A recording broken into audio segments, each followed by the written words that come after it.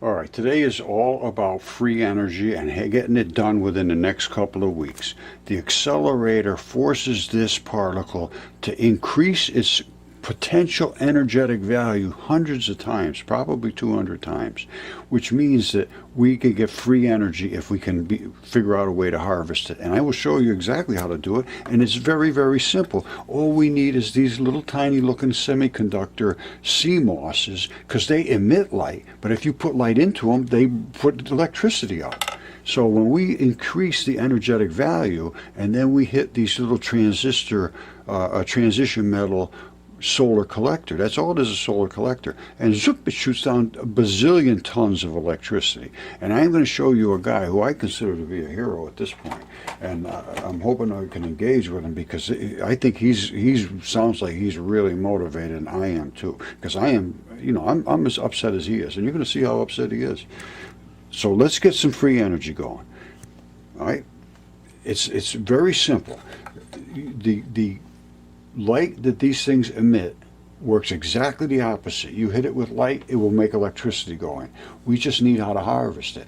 He's using regular sunlight, and he says he can even use starlight to power all of the devices he needs. Well, that could very well be. But I can tell you what, when you put it on steroids like this, you power the Empire State Building. Okay, you can see my meter is 0. There's no voltage here at all. I have them shorted out together, and there's no voltage. Now, he's showing a solar collector panel, which is thin film transition metals. What I am showing here is inside of a light bulb. Now, the new light bulbs, they look like this, but what's inside of them is this little flat panel that sits right on here, and these little squares are the same as that. They're photo emitters. This is a photo receiver. Same thing. So if it's the same thing, can you show me that, Roger? Yes, I can. How are you going to show me? Well, I have light shining on that. We have 0 voltage here. 0 voltage. We have no physical connection here. What can we pick up if I read across each one of these? Look. 0.196 volts. That's not bad for one. There's like 10 of them on here. Look at this. Let me see. I got to get it right on the target. 2.04, 0.2 volts. So what my point is that these work both ways. You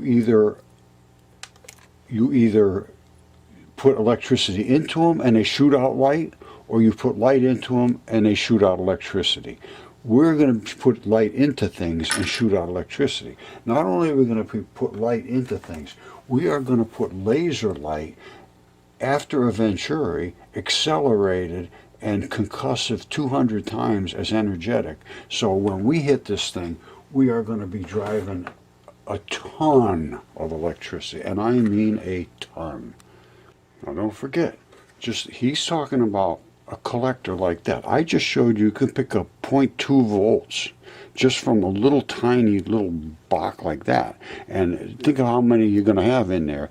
And we're just in, light that's coming out of my room, the light in the room, which is not too brilliant. It's absolutely nothing like sunlight. Sunlight is much more intense than the light that's in this room.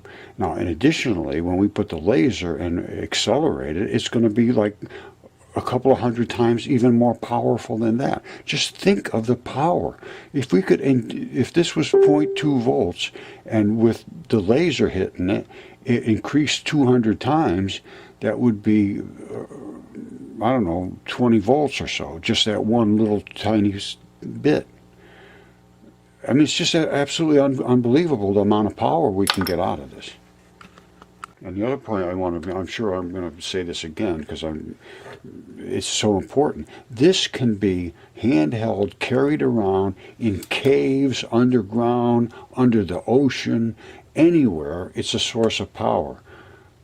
Cars, in your cell phones, in your pocket. You can make these chips so small now. You could make a generator that would fit literally like a little Just a very tiny little generator, just tiny.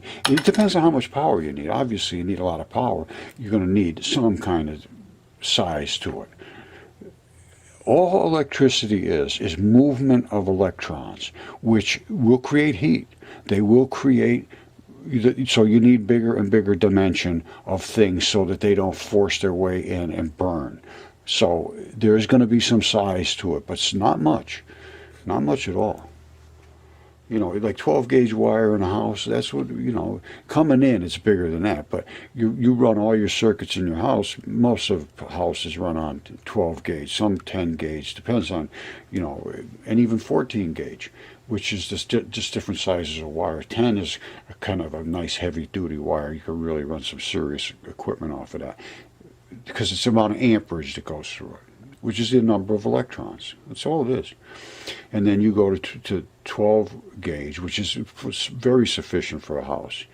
And that a little less amount of electricity can go through there, which is particles, without overheating.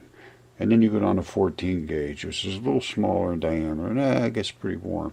And then you get into your little circuitries, which those just have to do a specific job, and they can design them to be a size that's perfectly acceptable to do that job.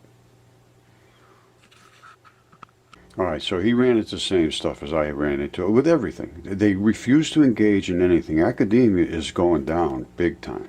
But here's what he's doing, watch. And you have it for free. You can have as much lighting as you want for free. This energy is a heat source, it's a power source, you can do anything you want with it. So do you want it for free, like that, or do you want to pay for it, like that? Free or pay? The choice is up to you. Thank you very much. All right, see, he's really upset. I don't blame him, and I am upset too, because this is what we're up against, is the people that are supposed to be helping us are the people that are standing in the way of everything. I mean everything. I'm not talking about just a little here and a little there. In physics, electronics, geology, our history, you know, they are really now the slave masters, academia, and they tell you this, what you have to say, and if you don't say it, they fail you, and they won't listen to anybody else. This guy's only got 753 subscribers. This is 2016 he was doing this work, and he's mad. I'm really upset. I don't blame him. You know, and they're charging everybody. They're taking advantage of people and not showing any interest in the real capabilities to heal the world and heal the populations and heal the people. Everybody is starving. Their resources are destroyed. The earth is. Everybody's screaming about, we got to do this, we got to do that. Not a single one will stand up. It's very, very distressing. Okay, my wonderful, wonderful friends, I can see this happening within the next couple of weeks. We're going to be able to get this thing happening. Red laser light accelerated, increasing its energetic value enormously. They say 200 times. Light is a particle. There it is right there. There is a black and white ball attached to another black and white ball. They concuss, they have mass, they can obviously accelerate. A lot of things we've been taught need to be reevaluated.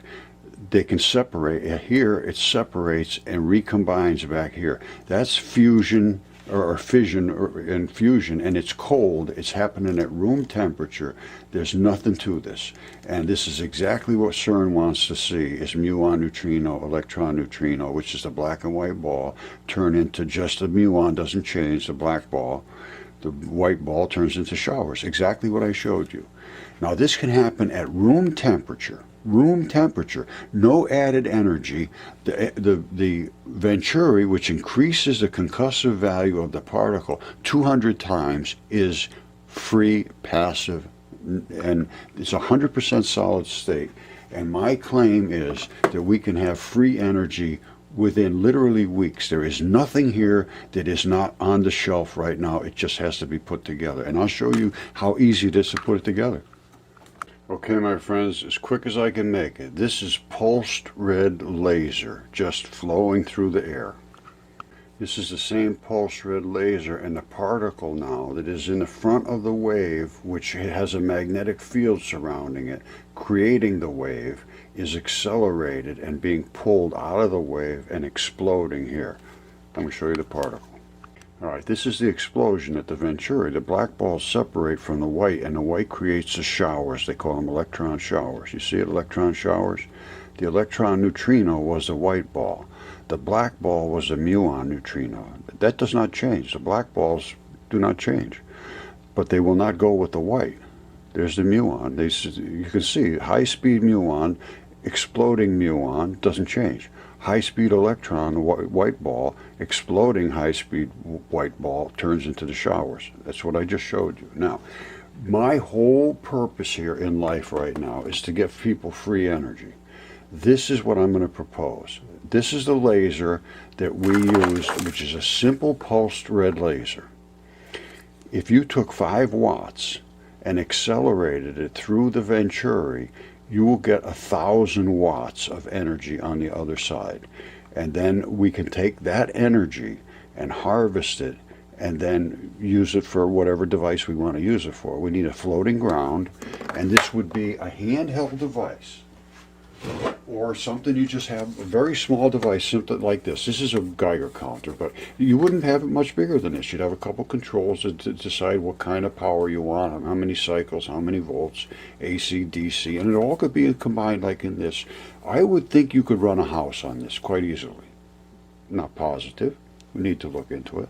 But if you have this kind of an increase of 200 times what the input power is, I don't see any reason you couldn't throw a few lasers in here and harvest all that power and then just put a bank of outlets in here.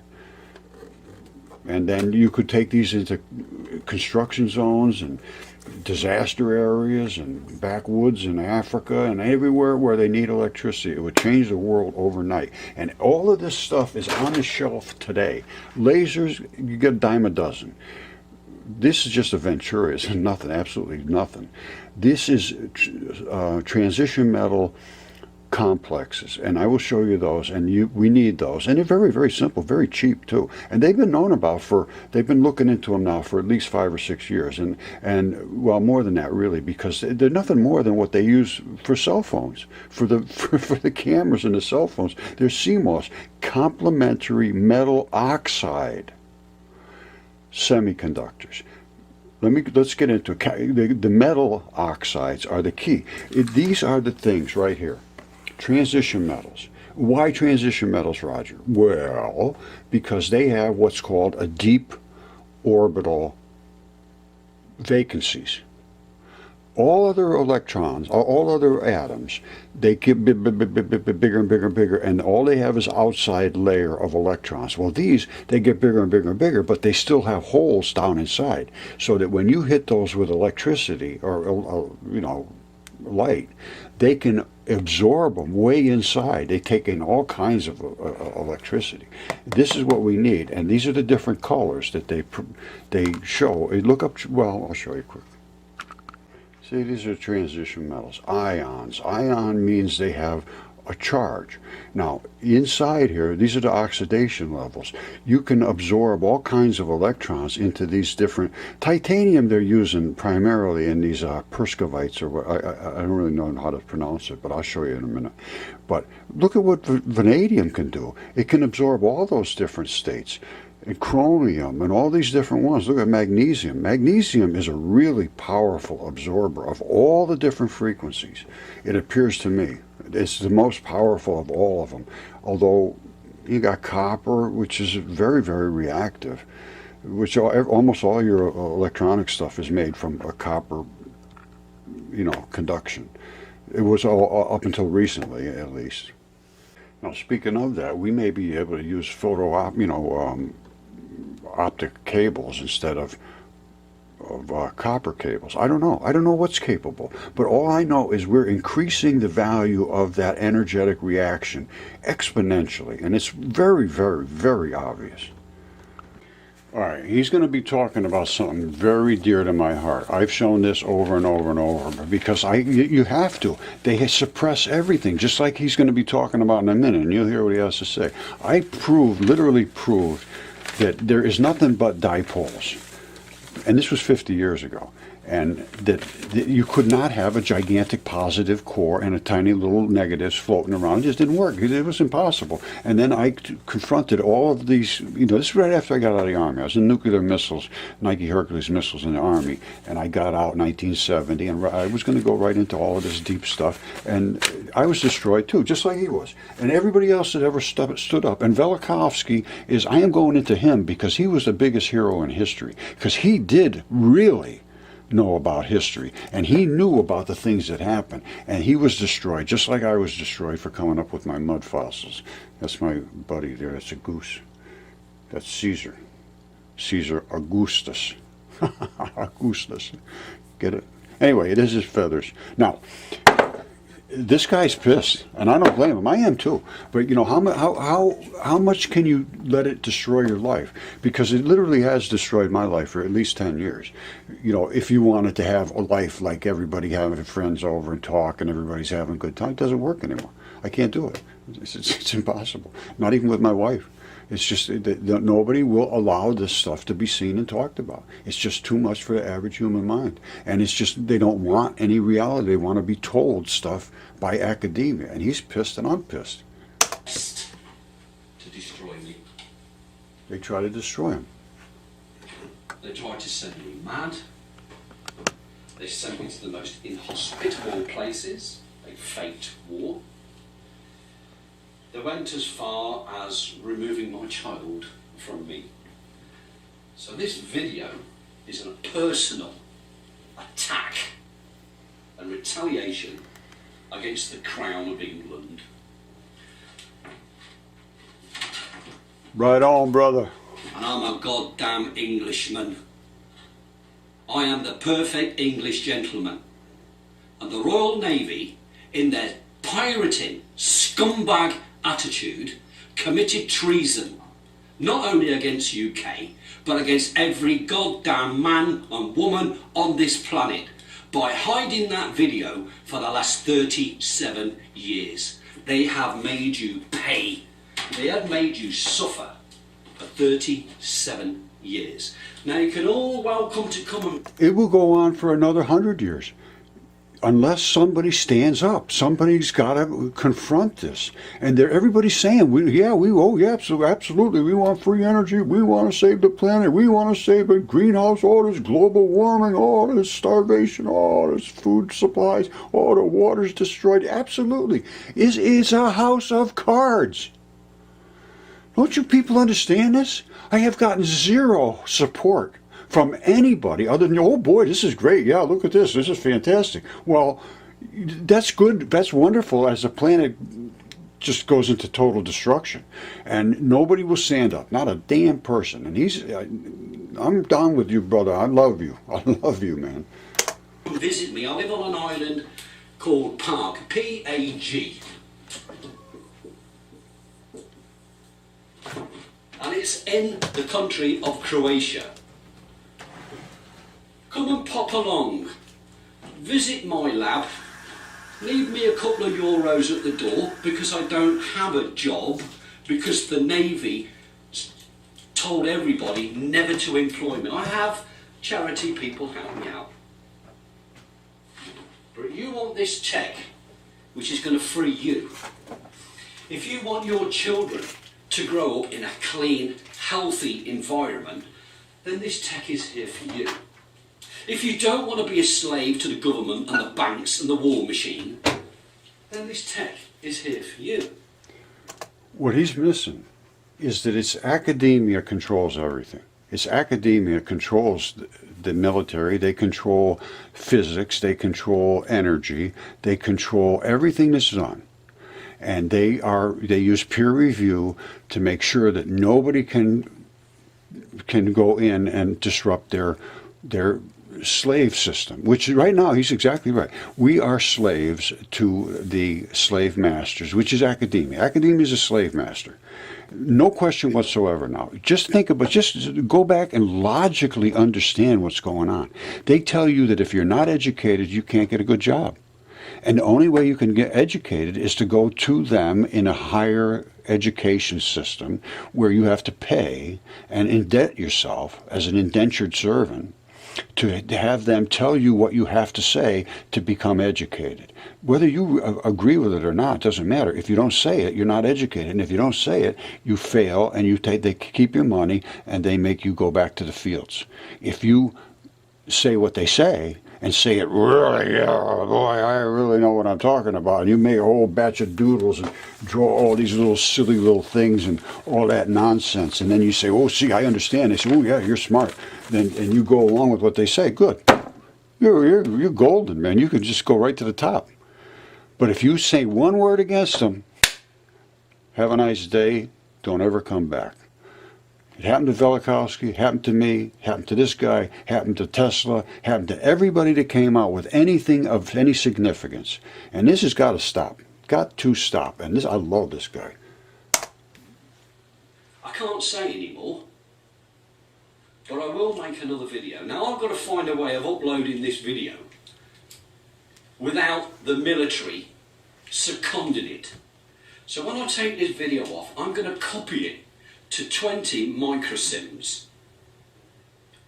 And I'm going to go and hire a car for cash somewhere.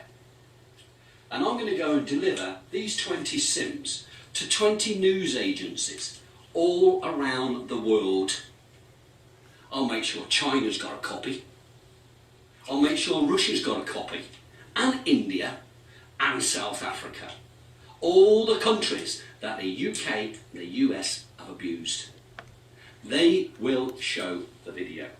They will make sure that the world finds out what the United Kingdom done to one man. Thank you very much. We should support this guy. If he's willing to do this and stand up, because he's shown it and I've shown it, there's no mystery here. The mystery is how we are letting ourselves be abused like this. And I am with you, my brother. Nigel, we're going to do this, man. Some one way or the other, it's going to happen. Understand, you would never ever see these particles or that black ball ever until you accelerate it like we did. Now, they don't think light can accelerate. Well, it obviously can. I just showed you. This is how these light particles enter. They call them neutrinos. Then they form these balls, and then they explode at the Venturi.